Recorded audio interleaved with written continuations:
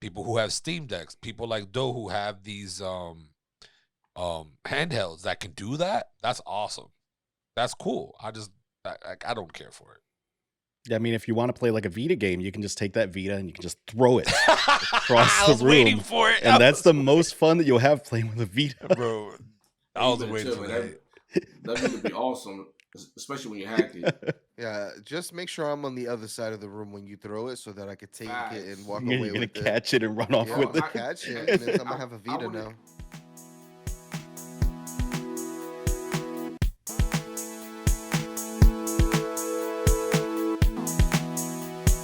But the future, the real future, the one that's actually achievable within a year or so, could be cloud gaming. Ooh. Is cloud gaming the way of the future? We're going to get rid of all the disk drives, all the memory card, all that shit. We're going to just get rid of it. Is that something that's feasible? Is that something that we can actually do within a year or two? Is it something worth it? I have doubts because real quick before you start, I want to say something. Yo, Tony, that was smooth, baby. That was a smooth little transition. I like that. Smooth like butter. That shit was smooth. Someone say I'm the best host of 2022. It says butterscotch. Those an idiot, bro. But go ahead, though. I just want to give a comment. He was smooth with it. You know, he got real low again. I'm nervous. I would like it to be real, but look at what happened to Google Stadia this year. Dunzo. That shit. My cousin was like the speaker for he's like, I love it, Google Stadia. I just go everywhere and I play my games. And I'm like, yeah, that's actually pretty cool. I was looking at the list of games. List of games were pretty cool. I saw the controller. I'm like, okay, this controller's pretty cool. He showed me his whole setup. And he's like, yeah, dude, I'm just whenever I get done, he's a train driver. He's a conductor for the train. So whenever he's done, he sits there and plays Google Stadia. They just refunded everyone's money back. Damn. Every game you bought, you got the money back for it. And they gave him the money back for the controller and everything. Now they unlock the controller so that you could play it with other devices. But that's depressing that, the first real foray into this, just shut down this year. But it's gonna have failures before it becomes successful. You know what I mean? Like, absolutely. Look at VR. Like, first couple ones were trash. Then they got a little bit better than the Oculus, and now PlayStation with their trash version of it on VR1, and now VR2. Hopefully, it's not bad. But you know what I'm saying? It definitely comes to a point where it's like, what are we gonna do? There's gonna be failures. Then there's gonna be something that someone's gonna follow it up and continue on. You know what I'm saying? I hope, maybe. I have my reserves about it, right? Like cloud gaming, like how's the quality going to be? Is is that going to depend on internet like everything else does? Like, because that's another thing too. That's just all internet. So if your internet's trash, imagine the download or imagine the play, how it's going to feel. That's definitely a big thing because there are, believe it or not, there's still people in the United States that have dial-up internet. Who? That is what? 100% still a thing, dude. Dial-up internet still a thing. DSL, phone-based internet. They're still out there, dude. Those things exist. Bro, I feel bad for those people. There's places in the middle of the country that the infrastructure hasn't been laid out, and the cost for the cities. And there's like Reddit posts. There's been stories about people who move out to rural areas, but they don't have any internet structure. So they've bought in a house and it's just like a money sink because they can't even live there because there's no internet and they can't get shit. And to dig out the internet line for every 100 feet is like $30,000. Yeah, for fiber or something like that, the costs are pretty high for fiber. So I don't think that cloud gaming is going to be this next gen's main focus, but I do think that digital only is going to be an even bigger push for this whatever the next gen of consoles is. I think we're going to see a big digital only push. I love digital only, by the way. I don't. I do. No. I hate. Well, for the collectors, I understand. We visited this last time on our podcast with you too, Felix. Like for the digital people, I think that's the wave. That should be the wave. The collectors, I'm sorry, but So Well, Mateo, I agree with the cloud gaming. Cloud gaming won't be the wave. There's too much to worry about. We're talking about internet connection, so that means there goes your if your internet goes down, there goes you gaming. If your internet's whack, there goes the graphics, there goes the lag, there goes everything. Cloud gaming is going to be the best secondary thing to have, though. Um, we will always have a console. Digital is cool. I don't mind digital as long as let's say for some reason I get banned because someone's just whatever, you know how they can make you get banned or whatever. Am I going to Hmm. lose my digital games or am I going to keep them? You know, because you do get those free games from PSN and all that. So would you able to keep those free games that you get or not? So that's why I'm real picky with digital. That's why I like my physicals. But I'm okay with the next gen being, let's say, if they make it all digital, that's fine, that's cool. But cloud gaming, no. Cloud gaming would I would think will never truly take over unless they could promise. And what I mean by promise, they could promise that we will always have secure internet, which you can't. Storms would take over. You know, they will knock your shit down. So, but cloud gaming is good secondary way of gaming. Just like on the gaming awards, there was a commercial with the Samsung TV. You could play your Xbox games, and they got the Game Pass. Yep. Now That that's dope. that's pretty cool. I fucks with that idea. Like, oh shit, you know what? I don't gotta turn this on. I gotta do nothing. I could just hit the app, get my controller, and then we good to go. But now let's say the internet go down. At least I got my console to continue playing the game. I I think we're going to see some new approaches to cloud gaming. I think this next gen we'll see some new approaches to cloud gaming. There's going to be some kind of extra forays into cloud gaming to get it away from being tied into like the PS remote play where you have to have your PlayStation powered on. The PlayStation's going to release something that's going to be a little bit more in line with like the cloud gaming offering that Microsoft has. We're Microsoft gonna has we're the gonna we're gonna best see cloud some gaming. pushes. I'm just curious because I don't know when we're ever going to see just free internet for everyone in the US. It's just a fundamental thing, and there's Wi-Fi access points all over that are government funded or locally funded, whatever the hell the form is going to be. I don't think we're going to see that for a while, but almost everyone's got one of these. And these things can act as hotspots, and you can stream shit through them. And people, I mean, some percentage of Netflix market is just people watching Netflix on their cell phones at this point. It's not even people watching it on their TV. It's not people watching their PC screen. They just watch Netflix on their phones, dude. And so there's got to be some kind of push to bring gaming entertainment to phones more in line with some kind of offering like that. My thing Well, is like, phones and iPads, phones and tablets, because the tablets are amazing. Yeah, I've done the whole Game Pass on the tablet. I mean, it's fun.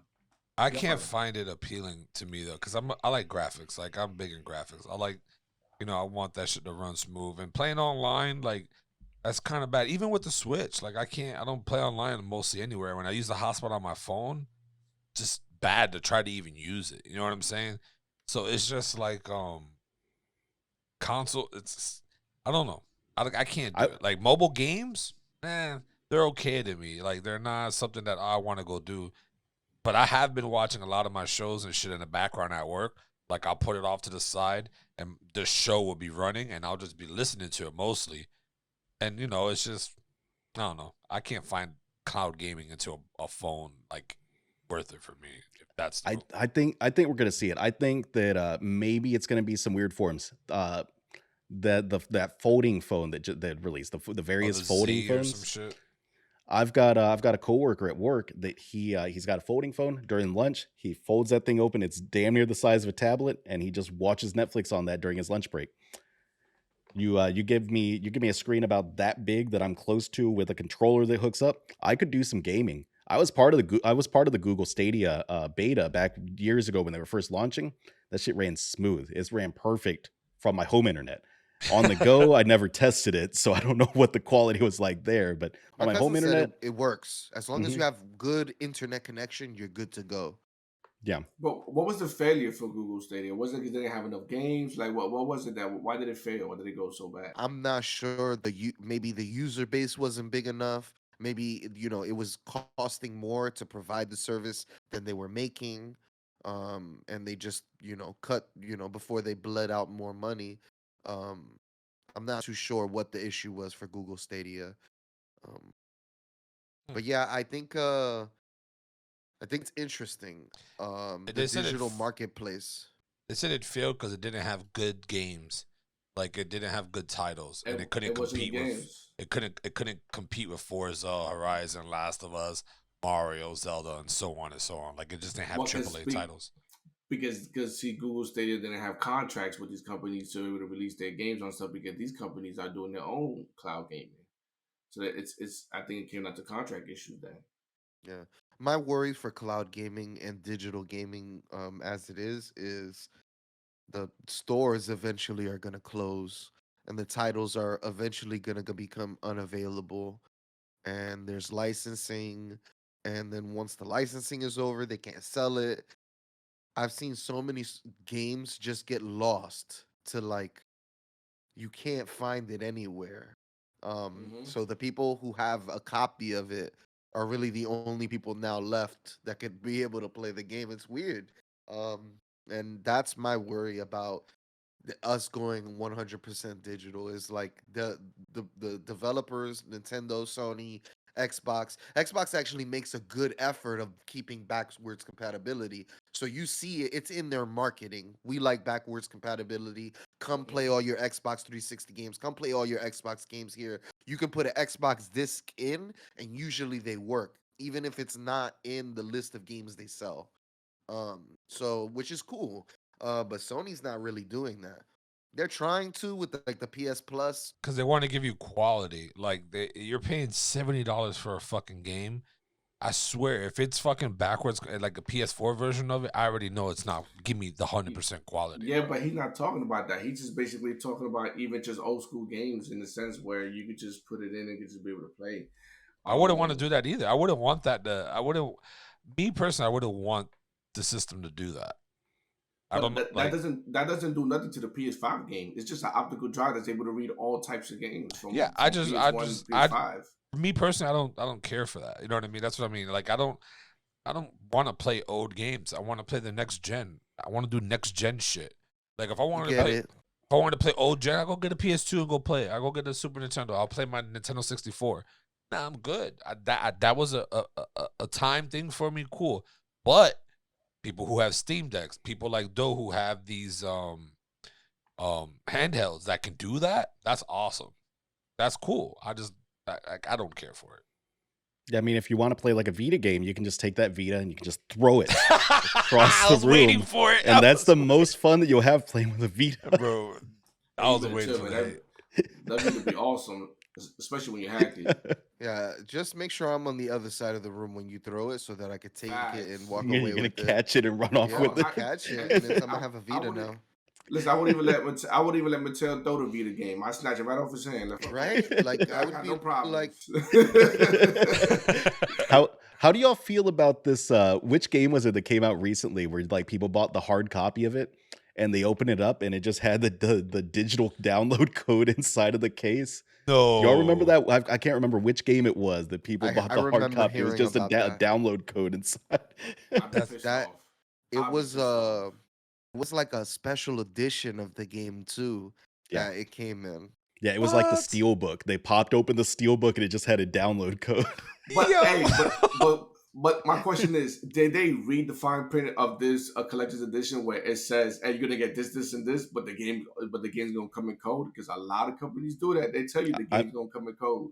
I bet that they did not, because whoever reads like those end user license agreements, when Yeah. have you read a single license agreement on Oh a wow, we game got your one here. One of the size? odd I ones. do. When I buy the collector's edition, I want to know everything that comes with it. I want to know the steel book, what plushie. If I'm gonna get a fucking blanket, I want to know what's coming in that collector's edition. There's a only South feeling- Park episode that that's like that the people just agree to the user agreement and then everybody agrees for them to do some wild shit and there's one person who didn't agree. Bro, it's funny too, because like I'm not a big collector like that, like how Felix like collects steel books and all that shit. But there was one that I always wanted and I couldn't get it at the time because I wasn't gonna spend the money. The Death Stranding collector's edition with the BB. I wanted that shit, bro, just to have as like a decor. But it's just like I couldn't afford it, and that because I thought it was cool. That's it, like you know what I mean. But other than that, I could care less. I don't want to pay an extra What? $200 for figurines. You know what I'm saying? Like, shit's not gonna hold value later on, anyways. I mean, y'all say that, but motherfuckers out here spending money on 2K. Like Yeah, real yeah, yeah, yeah, real yeah, yeah, American yeah, dollars. yeah. Let's talk about that. Let's talk about that, Nah, right? but that's in-game shit, right? You got to build your Now, character. Those are certain I'm- things. yeah, I mean, that's I'm- in-game shit that will be gone when 2K4 come out. Okay, when 2K24 come Those are out. facts. I'm not You know, arguing with that. I've had this conversation with people. I've asked them. I was like, why the fuck isn't like the NBA and like the Madden games and all of that shit? Why is it not just a digital only thing and you just pay for the next season pass and whatnot? And you know the reason why? The reason why is because they want you to pay $70 fucking for the game every time it releases. I've been saying that. That's my biggest pet peeve on that game. But Not it's dumb. Think of how many people it could get. I would sign up for a season pass just to play fucking Madden with y'all. I don't want to pay $70 for the game full Every price year, every yeah. year. But if there was just a perpetual thing, kind of like Destiny 2, how it's a forever game now, I could be talked into buying the season pass on occasion. Listen. They do it every year because not only you're gonna pay that stupid ass $70 for that game, but then you gotta pay another $200 for the character that you just built in the last game. Yep. And that's how they get people every time. I'd be damned if I was going to spend another $200 on this character that I'm not going to see again next year. I'm good. What was that face you were making there, Tony? You were making like a fish face. Because he knows he's part of that crowd. I actually burped. And I was just exhaling all the demons out of me. He burped all the guiltiness and that's what I think. I'm just saying, I've spent money on video games, right? Just like anybody else who buys video games.